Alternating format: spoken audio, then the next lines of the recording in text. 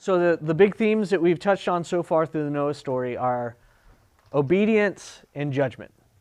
Okay?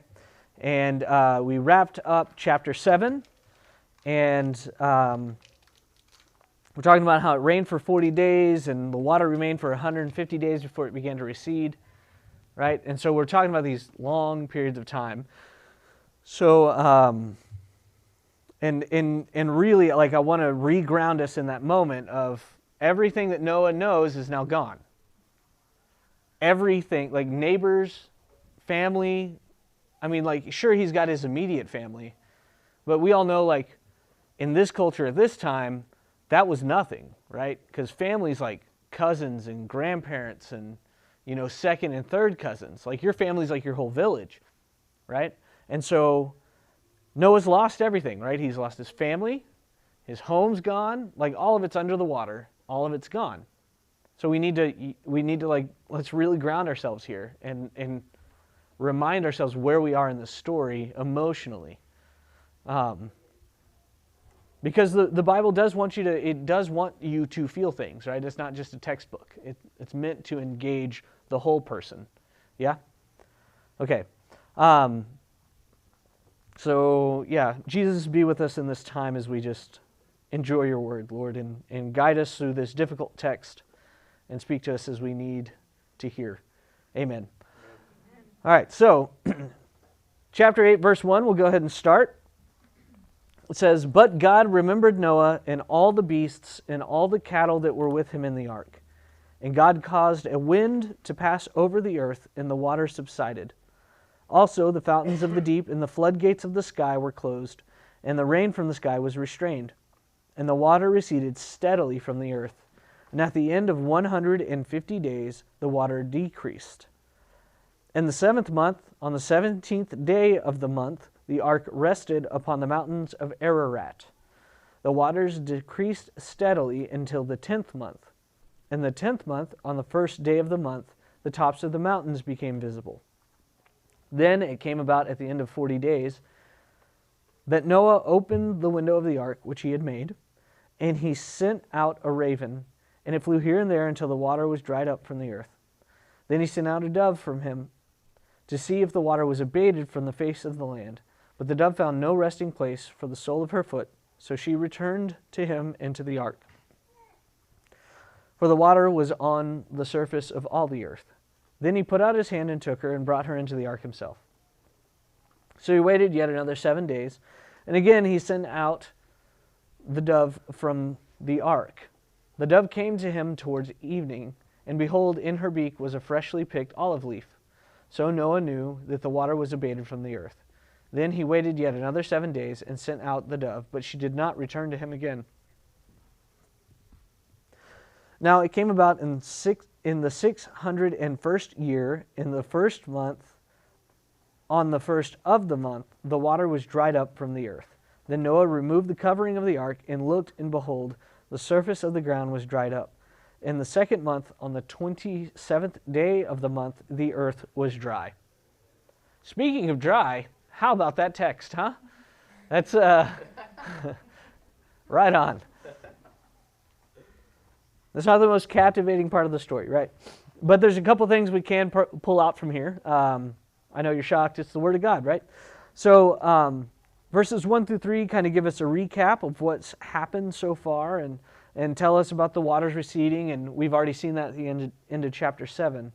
But this jumped out to me. Remember, we've talked about themes, right? We talked about the Bible introducing themes, and we need to literally be listening for those themes. So this one jumped out to me, and I hope it jumped out to you.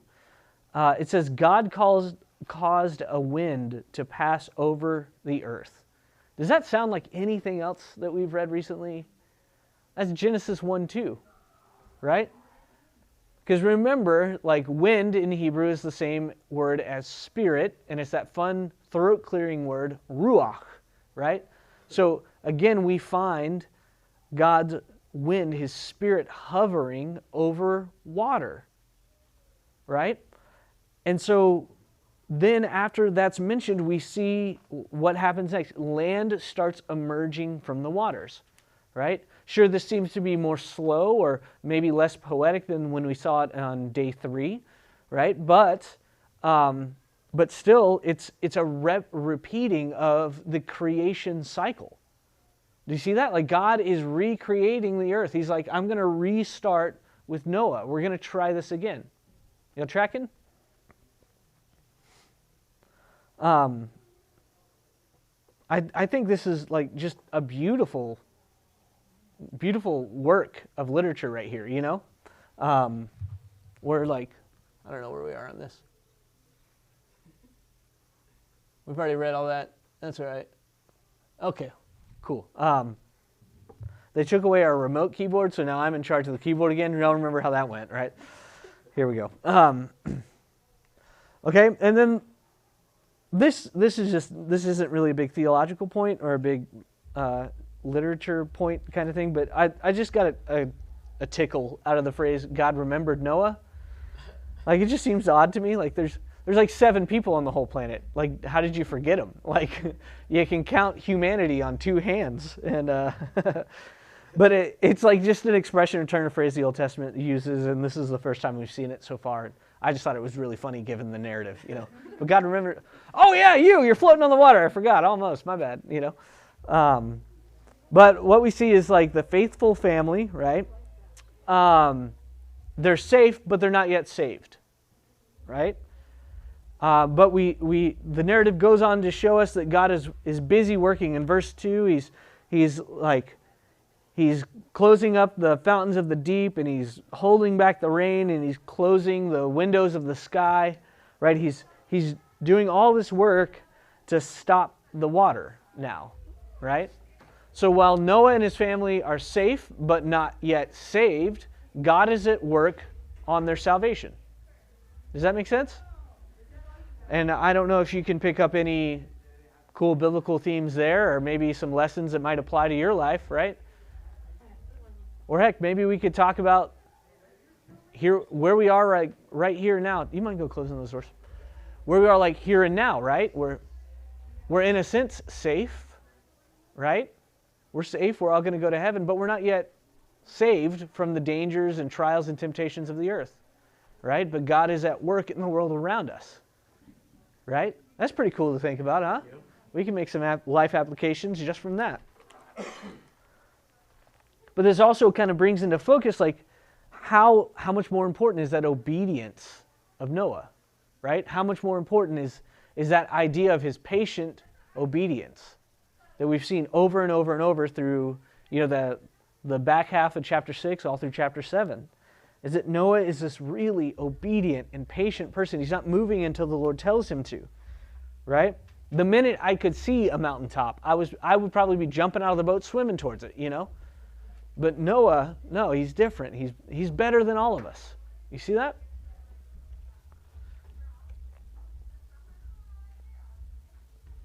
Let's see. And then again, we see the number 40 come up. And 40, at the end of 40 days, it says, 40 is a number associated with testing. And you'll see that, like, you know, Moses was in the desert for 40 years. Jesus was in the desert for 40 days, right? It's this moment of testing and perfecting and working. And that's the idea that's supposed to come up. And then I thought this was really interesting, some biblical scholars and some rabbinical tradition is that the birds that Noah sent out were actually prayers. I just thought that was an interesting take on it. I don't necessarily know if that's actually even intended by the author. But there is, I thought this was cool, there is actually a pretty solid logic to releasing a raven before a dove. Ravens have, they're a lot less picky on where they live, and they also have a way wider flight range. Yes, they'll eat anything, yeah. And so if you send out a raven and it doesn't come back, that means it found land somewhere. So then you send out a dove to find out if land is close. Does that make sense? Anyway, so that was neat, right? But But yeah, so the righteous servant of Noah is safe but not yet saved. He doesn't lose hope. He patiently stays obedient. All right? Verse 15. Then God spoke to Noah, saying, "Go out of the ark, you and your wife and your sons wives with you. Bring out with you every living thing of all flesh that is with you, birds and animals and every creeping thing that creeps on the earth, that they may breed abundantly on the earth and be fruitful and multiply on the earth." So Noah went out, and his sons and his wife and his sons' wives with him. Every beast, every creeping thing, and every bird, everything that moves on the earth, went out by their families from the ark. Okay, how many reoccurring themes can you see here? Feel free to throw some out.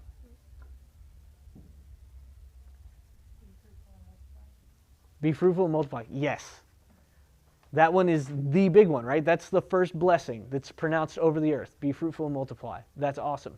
So that one comes back, right? Okay. Now, how do these animals proceed? Do they just all rush out at once? No, there's like an order to them. What does that remind you of? Sure. But previously in the story of Genesis, creation, right? It should make you think of Adam, right? When the animals are brought to him by their kind, right? So the animals are brought to Adam by their kind, and the animals leave the ark by their kind, right? Anything else? We see that repetitive language, right? Where it says like, God said to do this by this direction in this state at this time, and they did it by this direction at this state at this time, right? Noah's obedience. The obedience of Noah. Look at how meticulous he was in obeying what the Lord commanded him to do. Right? So those are, yeah, you'll nail it. So we see like the blessing of Genesis chapter 1, be fruitful and multiply. We see animals like just like the Garden of Eden again, right? And then the meticulous obedience of Noah. Like that little passage, just those 4 verses, is just super packed with these other things. We're like, oh, I've seen this before, right? So man is obedient to God.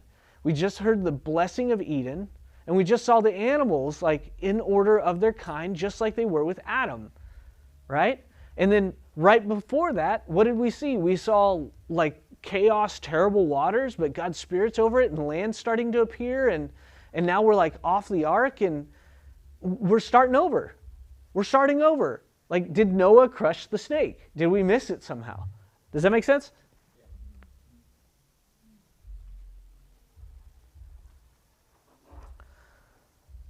Then Noah built an altar to the Lord and took every clean animal and every clean bird and offered burnt offerings on the altar.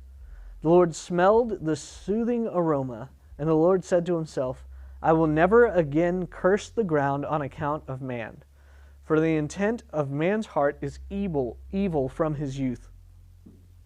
And I will never again destroy every living thing as I have done. While the earth remains, seed time and harvest, and cold and heat, and summer and winter, and day and night shall not cease. All right, that's good. Like, that's a big deal.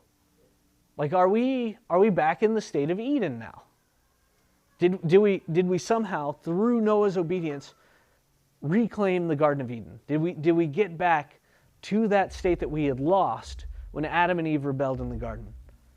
Right? So it starts with a great thing, sacrifice. Right? This is like the second instance of sacrifice in the Bible. When did we see it before?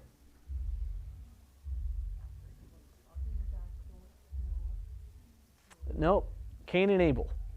Cain and Abel, right? And one's offering was accepted, the other was rejected. This is accepted, okay? So we can assume that Noah wasn't offering God anything bad, because we're building on that previous occurrence, right? Because we're reading Genesis in light of itself, right? And this introduces this burnt offering language that you see throughout the rest of the Old Testament, right? We're seeing God smelled the burnt offering, the soothing smell and all that stuff. I think it's really interesting. I don't know if this is intentional or not, but I do know that the Hebrew word for angry is like your nose gets hot, is the way they express that. Like when it says that the Lord was angry, it says his nose burns, right? Or when it says the Lord is slow to anger, the Hebrew phrase is literally long of nose, like God is long of nose, right? And so it's interesting to me that the soothingness, the soothing of the Lord's anger comes through smell. I don't know if that's like intentional or not, but I think it's interesting. It's fun to think about. But anyway, sorry. That one was for free. You're welcome, guys. So now we see Noah. Previously, he's acting in the pattern of Adam, right? He's a worker of the ground. He's a man of God. He has a special relationship with animals and all of this stuff, right? But then we start to see a shift to where he's starting to perform actions that we see performed by Moses and Abraham later, right? So Noah's starting to create this new category in our minds on how a godly man acts. Yeah? You guys still with me? Okay. All right. Now this fun part.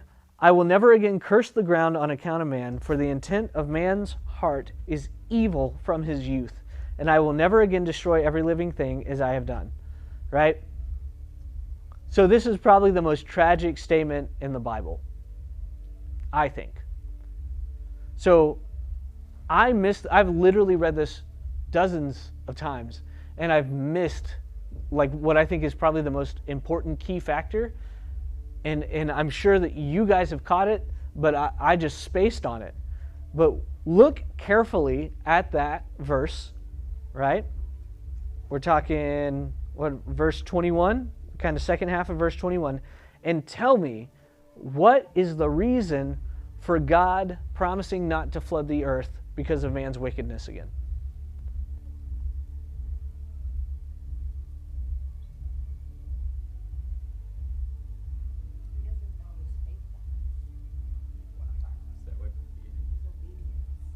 Mm-hmm.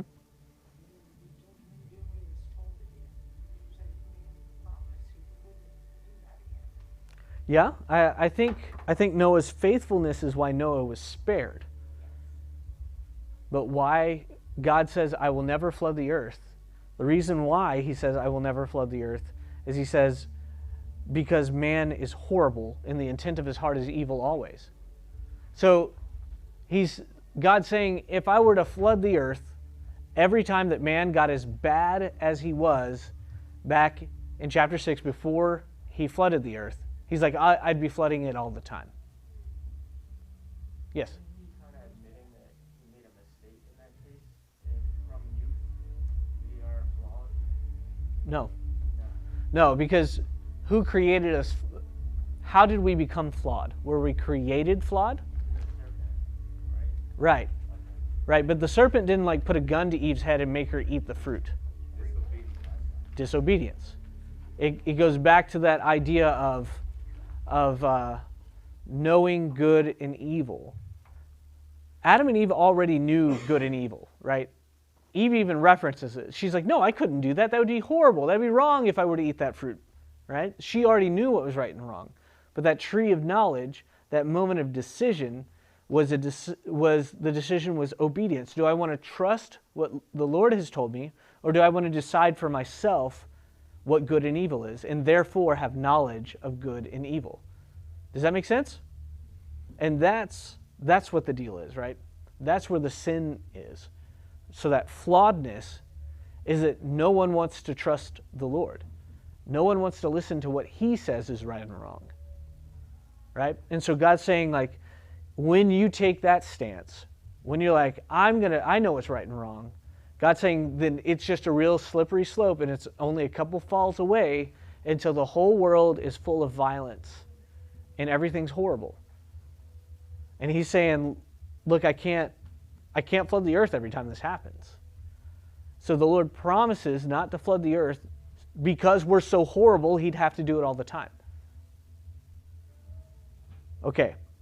So That's a statement, okay? That's quite the statement. Now, let's remember the state of God's heart before he flooded the earth. Do you remember that? Do you remember us talking about that? And how it says he was grieved deeply. And we talked about how some of those Hebrew words, one means to draw in the breath sharply, like you're shocked, you gasped. And the other one comes from a root word that means to cut or to carve. So God looked upon the earth and saw how horrible things were, and he felt like he was stabbed in the back. Right? And then he wished that he had never made man. That's how bad he hurt. I wish this had never happened. And so right here at this moment in the Bible, wrapping up chapter 8, God is promising to endure that pain for an indeterminate time into the future. He's just saying, I will just be heartbroken and weeping over this planet over and over and over and over again. So from the time of Noah until now, that's the state of God's heart. Not one of wrath and anger, but one of sorrow and tragedy and pain. He's heartbroken. That's exactly it. Yep. Right? Like, come on.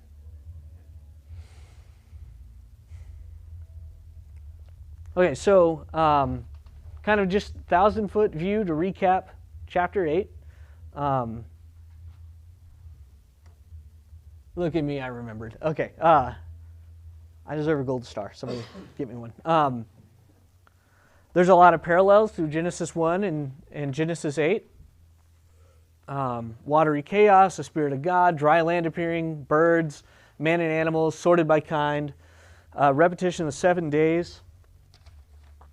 We pointed all that out as we walked through. I think I forgot to mention after 7 days sending out a bird and all that stuff. It is kind of interesting. Anyway, no one cares. Sorry.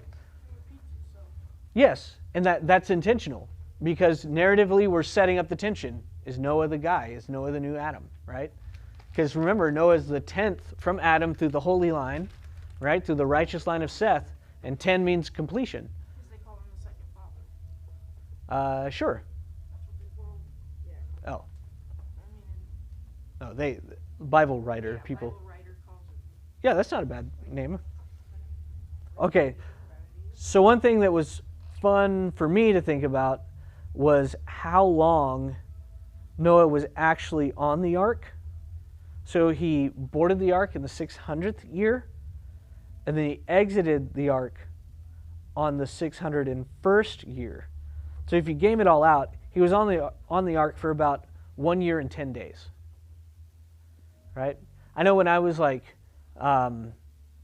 kid, we didn't really go to church, but we went to VBS because my mom got a break. You know what I mean? She's just like, oh, there's VBS. Open the door, kicks out. She doesn't even slow down, you know. She's just like, tuck and roll, boop, you know. And I remember, I always thought that they were just on the ark for 40 days. But no, this was an ordeal. 1 year and 10 days on an ark with all of those animals. Right? So you go through this trauma, this horrific trauma of not only seeing your world wiped, but also being told not to help. You get on the ark and don't let anybody else on. And seeing all of these people that you probably love, even though you know that they're horrible, and they all die. And for months and months and months, bodies are floating on the surface and you can see them and you can smell them. And all you want to do is get off this boat because this boat represents this horrible thing. But you're stuck there for 1 year and 10 days. And how long were we in severe lockdown? Remember that the total lockdown that we were in because of COVID when it first hit the States, right? It was 2 months. All of us were like, oh, it was the worst thing ever as we binge more Netflix, you know? Imagine this guy. Imagine what it's like to be him. Man. I know the first thing I did when they're like, you can go back to restaurants, I went and got some Mexican food. You know? Imagine what Noah's thinking. I can't wait to have something that's, I can't wait to have fresh fruit. You know? What kind of food were they eating at that point, you know? You're eating cakes that have been baked like 2 or 3 times, you know, to help them stay preserved. Have you ever had a twice-baked cake before? It's a travel cake or whatever. They're dry. They're gross. I mean, luckily there's enough water around them they can moisten them up, I guess, but, you know, like, move the dead bodies and dip your cake in the ocean? Like, how does it work, you know? It's not great. So, the smell too yeah. of the animals doing their business. Yeah, like, was it like just, did Shem, Ham, and Japheth, did they just like draw straws? You know, like, you get to shovel the elephant poo. Like, sorry. You know, like, you pissed off Dad, it's your job now, you know?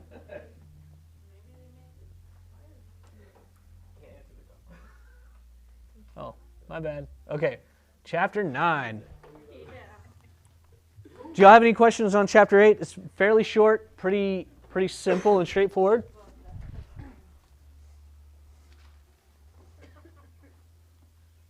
Anything that y'all read in chapter 8 that jumps out to you? Nope. Yeah.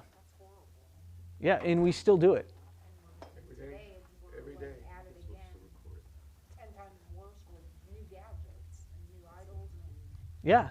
Well, we'll actually get to that. We'll get to that in the, yeah, he yeah. It's like, somebody when it gets there, when I was reading over everything he gave us before Mm-hmm. this morning before I left, and I went, that's a weird spot to go. Yeah. But he gave me 7, submit yourselves unto God, Mhm. resist the devil, and he will Flee you. from you. Yeah. Yeah, so he's basically telling us over and over and over again, listening and obeying and faithful. Yeah. Totally. Just like it's Yeah. not that hard. It really isn't. Dwell in it. It really isn't. One of the things that stuck out to me when Yep. you talked about the wind blowing across the earth was how nature is obedient to God, Mm. and when God sent the wind, even the water began to move. Or Yeah. was obedient to Ooh. God's word, Wow. you know. Huh.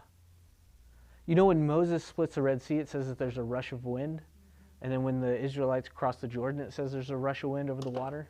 It's like speaking Yeah. and Yeah. just believing it. And like we have like a primer right here in the flood narrative.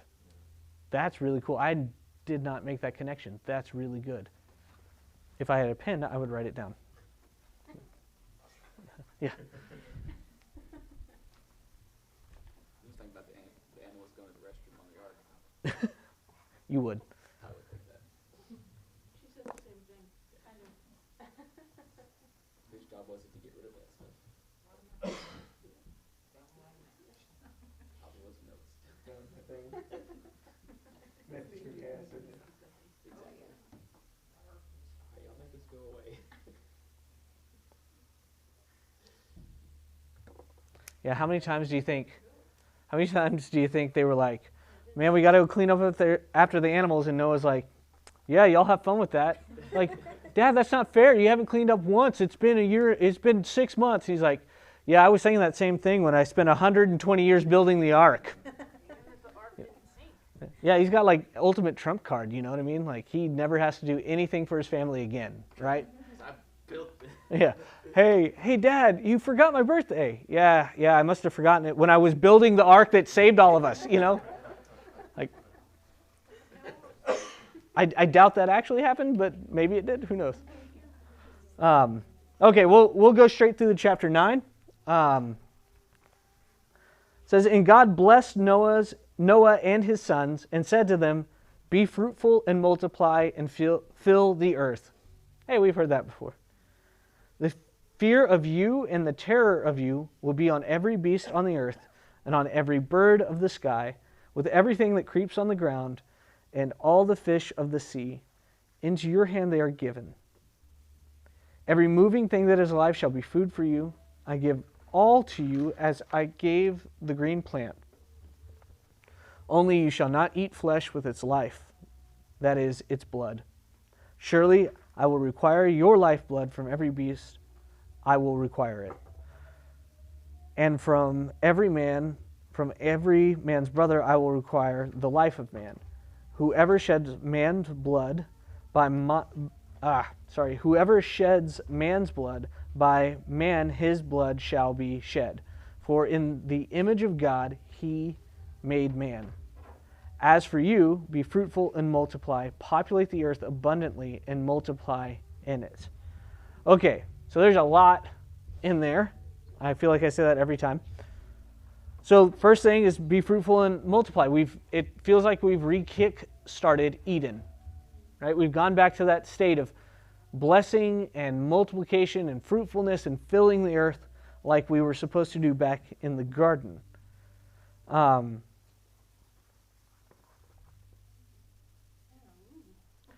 And then there's this fear of man and animals thing, right?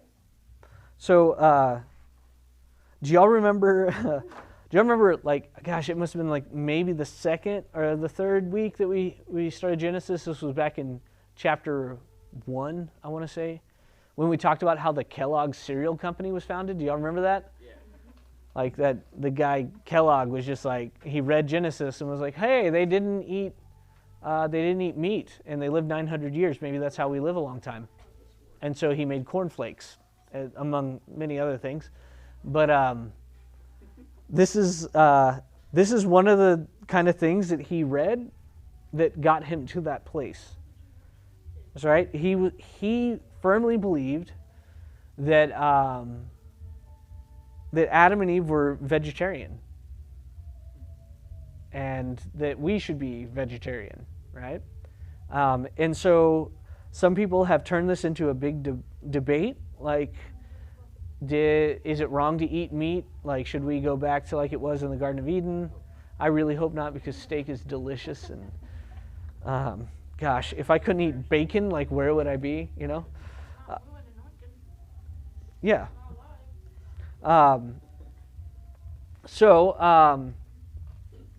Yeah. And so like the idea is some people kind of like question whether or not we can eat meat. Was it okay then? Did they do it before? In Genesis chapter 4, we see Abel offering an animal, right? He's offering an animal. So we know that animals were killed, right? We know that God used animal skin to make clothing after the fall in Genesis 3. So I think their use for food would not be too much of a leap, right? And then if you go in to look at like the sacrificial system that's later on in the first 5 books of the Bible, then you'll see that the priests would eat the offerings, right? That's how the priests got their dinner and stuff, right? And so it's not that big of a leap to assume that they ate meat prior to this, okay? But again, that's just one of those things that it's not a hill to really die on, but it is a question that people ask about this passage, okay? Next thing I want to talk about is that fear of animals thing, right? So a way to interpret this is to think like, hey, does that mean that like kids were riding their pet lions and stuff before this? You know, was it like Pokemon or something, and they would just like battle like a bear versus like, I don't know, a hippo and see what happened, you know? I don't know. But like that's not, I think, what it's trying to communicate.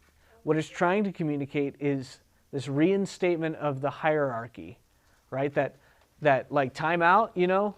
Did y'all ever play like soccer or football in the streets, like as a kid, you know? And then when a car came, you're like, car, game off, you know, and you wait for the car to pass and you jump back out in the street and you're like, game on. It sounds really dumb, but my brain processes this in that way, right? Is it like when the flood was coming and it was time to get on the ark, they're like, game off, flood, you know? And so everybody like plays nice, and then the ark like lands and everybody gets off and like, all right, game on, you know, the flood's gone. it sounds ridiculous, but that's narratively what I feel like is happening here. And I'm really sorry to trivialize the Bible like that, but I'm sorry. Also, there's like the phrase using fear and dread in the Bible also relates, not like all the time, it's not a one-on-one kind of thing, but it is used often in conjunction with the concept of rulership. So in Isaiah 8, it says, "It is the Lord of hosts whom you should regard as holy, and he shall be your fear, and he shall be your dread. Then he shall become a sanctuary." See that? In Deuteronomy 11, it says, "No man will be able to stand before you. The Lord your God will lay the dread of you and the fear of you on all the land on which you set your foot, as he has spoken to you." And that's in the context of the Exodus and them going into the Promised Land and ruling the Promised Land. Does that make sense? Yeah? So I think that fear of animals thing doesn't mean that like we were necessarily like using giraffes as slides, you know, more along the lines of there was a pause, right? And man and Noah and Noah's family and animals were all on the ark together in peace, and there wasn't any natural, normal animal-man relationships going on.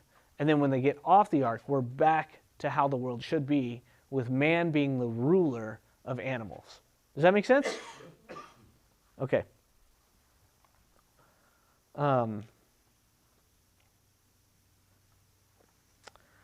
I had a whole bit in here about kosher law. Okay, so the meat with blood in it thing is a reference to kosher law, and everybody looks kind of sleepy, so I don't want to go into that because I love y'all. And I mean, no, I don't want to. I just don't want to. You can read the kosher laws for yourself. Yeah. Read Leviticus.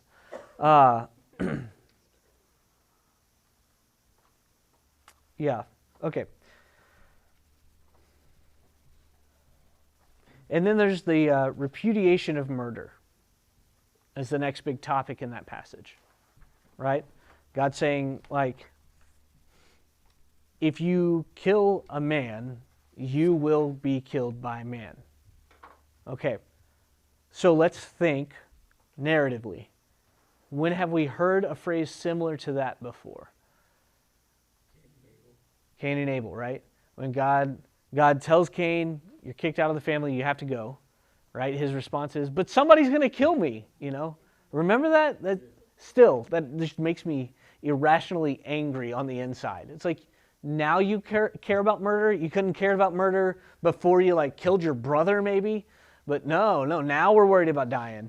Anyway, so this is like a repudiation of the way that man lived that caused the flood.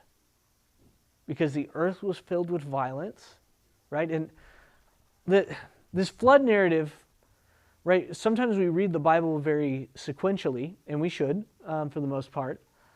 But like when we read Genesis, we read about the line of Cain in chapter 4 and how everything's terrible, and like Cain and his family are founding cities and all of these things, and it's all about violence. And you know, we get to Lamech, you know, the like super villain of Genesis, and he's got multiple wives, and he's bragging about killing a dude for like slapping him or insulting him, and then like murdering children. He brags about that, right?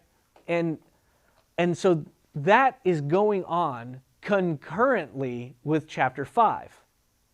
You see that? Like chapter 5, we have that righteous line of Seth. Okay? And that line, we don't read about them like founding cities or anything like that. They seem to be just like a group of pastoralists. They're just kind of like chilling, doing their thing in the country and farming the land, just like Adam did. And so we have the chapter 4 line that seems to be proliferating and filling the earth. And then you have the Seth line, the chapter 5 line, right, that is holy, right? But they don't seem to be filling the earth as quickly as the others, right? And so this flood story comes in the middle of the tension between those two lines. Am I making sense? Okay. And so we have God speaking to Noah, saying the way that society was is we can't live like that. You know, if a man kills another man, but he's going to get killed by a man. Right? He's like, that's what's going to happen. That's the, you want to worship violence and murder, I'll hand you over to violence and murder. Do you see that theme? Anyway. And then he says, for in the image of God, he, being God, made man.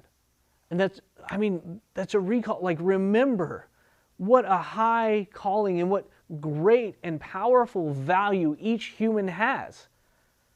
We were created in the image of God. We're the way that God wants us to view him. Does that make sense? Right? We are the thing that God uses to show that he's in a place. Because remember, Genesis chapter 1 is all about how Eden, like the creation is a temple. Like creation is a temple, and God doesn't dwell in a temple in that culture until the image is placed in the temple.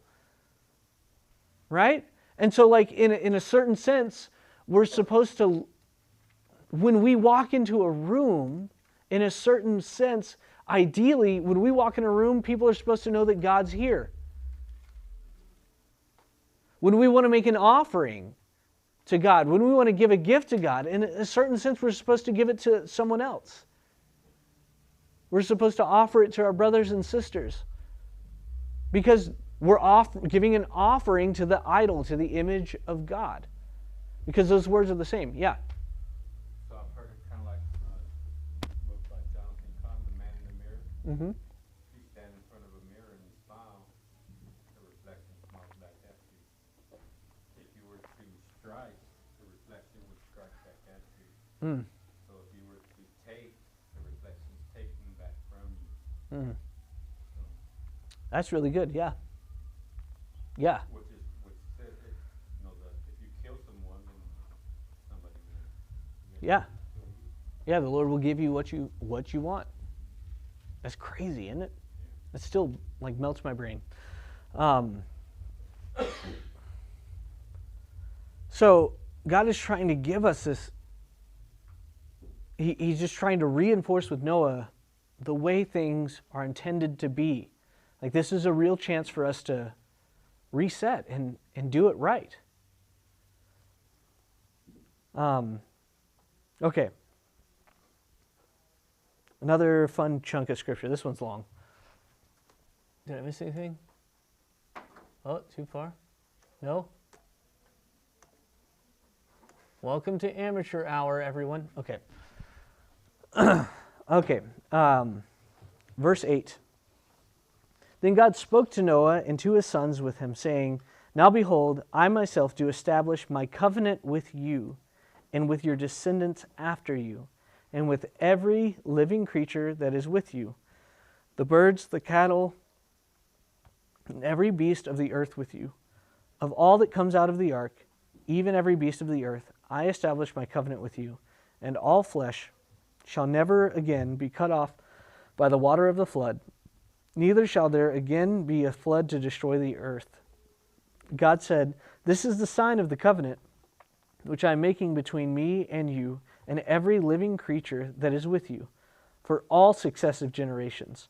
I set my bow in the cloud, and it shall be a sign of a covenant between me and the earth.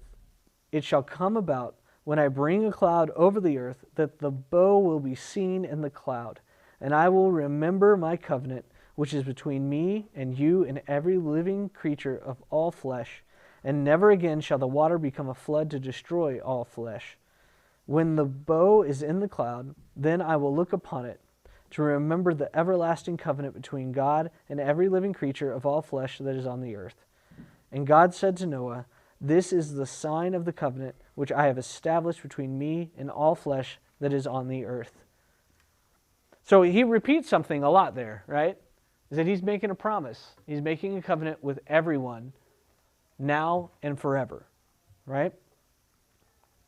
And so the rainbow is one of those things that's unique to the biblical account of the flood. Right? I mentioned the Atrahasis, the Eridu-Genesis, and the Epic of Gilgamesh. They don't have this part, right? This is really unique to the Bible account of the flood. And I remember when I was a kid, the English language is just dumb, right? So like, I remember as a kid hearing God put his bow in the sky. And I thought, that's weird. You know what I mean? Because I was thinking a bow on top of a present. You know what I mean? Or a bow that you put in your hair, right? And it wasn't until way later that I really began to understand that a bow is a weapon of warfare, or like for hunting. It's a thing of violence. It's a thing of aggression and offense, right? But God's bow, when we see it in the sky, which way is it pointing? It's pointing up. It's in a position of rest. When you hang a bow up, how do you do it? That way. It's not vertical like he's targeting or aiming. It's, I'm not going to pick this thing up again. You see that? So not only is it a sign of this covenant, not only is it a sign of this of like his promise he's making to Noah and everyone else that comes after him, but it's like this sign of intention with God that I'm not gonna use weapons of warfare. I don't fight like you guys fight. My bow's still hanging up. It's almost a statement of intent. Like I can win this battle with evil without even fighting, which he kind of does, right? So it shows like our king is just setting aside his weapon, right? And then the rainbow is the sign of the covenant, right? So there's this thing with when God makes covenants, he will use like the instrument that was used for the bad as the very sign of the covenant itself. Okay, I know it's a little esoteric. So he uses rainbows, which are something that come about when it rains, as a sign that he's not going to flood the earth anymore. Do you see that? Right? Okay. And then with Abraham, this one might get a little uncomfortable, but we're all adults. With Abraham, what's the sign of his covenant with Abraham? Circumcision, right? When did he made that covenant with Abraham? After Abraham had slept with Hagar and produced an offspring that wasn't what God intended, right?